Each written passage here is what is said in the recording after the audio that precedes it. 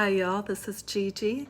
In my last short, I told of the miracle of Jesus appearing to my friend's 7-year-old niece as she was dying of leukemia. Today I want to tell you of a similar situation.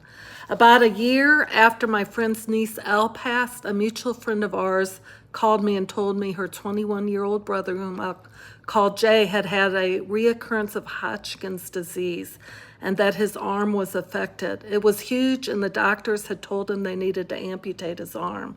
He was a new Christian and wanted to come to the church we went to and have prayer for healing. While we were praying for him, the Lord spoke to us that he was not going to heal him, that he was going to take him home.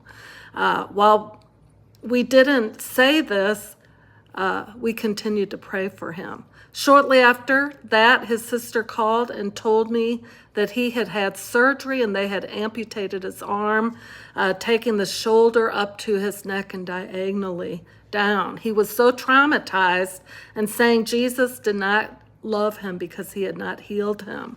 When praying, it came to me to pray that Jesus would appear to him, even as he had for our friend's niece, Elle. The next morning, my friend called and told me Jesus had appeared to him the night before and had taken him in a vision to heaven, where he showed him heaven and his new body in heaven.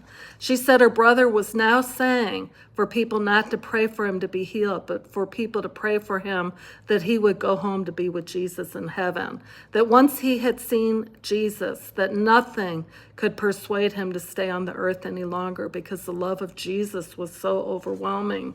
So that is how we prayed. About 3 weeks later, my friend called again saying that her brother Jay was depressed again because Jesus had not taken him home yet. He was afraid that Jesus did not love him. We prayed again that Jesus would appear to him, and that night he did.